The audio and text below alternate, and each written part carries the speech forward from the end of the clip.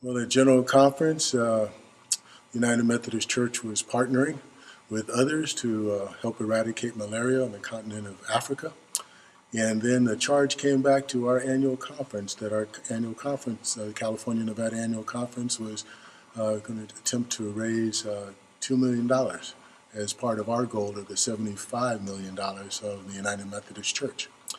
And we brought that challenge back to the church. We had Sasha, who was the No More Malaria coordinator at the time, came and spoke to our congregation, and hearts were touched. And sitting down and meeting, trying to figure out what a realistic goal was, they came up with a goal of $25,000 that we thought we could raise in 2 years.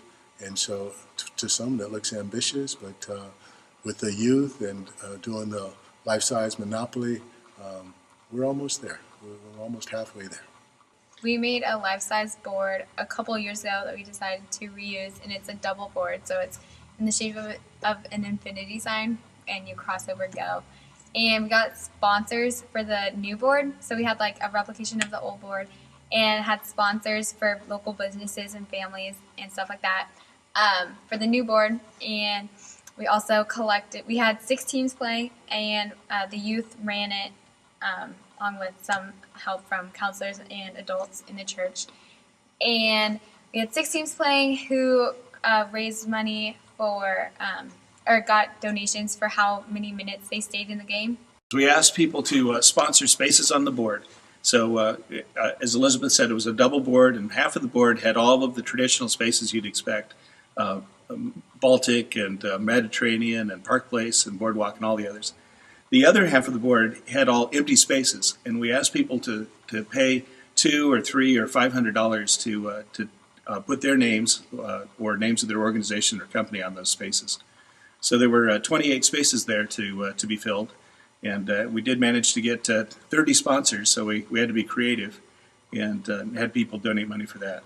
And then the second way we made money is that we asked all the youth who were playing the game, so it was 6 teams of about 5 or 6 or 7 youth each, to get people to pledge pennies per minute for how long their team could stay in the game before they went bankrupt. And as it turned out, the youth decided during the course of the game to make sure that none of the teams dropped out. So it wasn't a very fierce Monopoly game. In fact, it was unsettling in how easy it was to keep all of the teams going. So we went the entire 9 hours with all 6 teams still in the game. So it was 540 minutes, and for every penny that was pledged, we raised $5.40 from those people who made those pledges.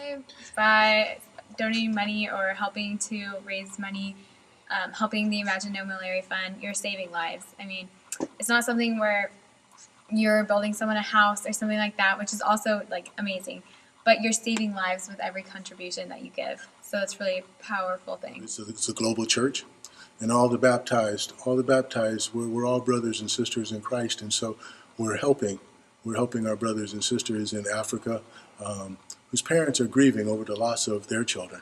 And there's so much potential in those little ones to grow up and to help make a difference in the world, to proclaim the gospel, to bring their gifts and change the world and help them to bring about the beloved community.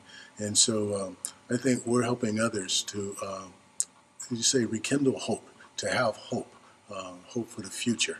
And so we're doing our part. There are problems here in our communities, and I think as a United Methodist Church, we have to address the problems in our local communities as well as be concerned about our brothers and sisters around the world.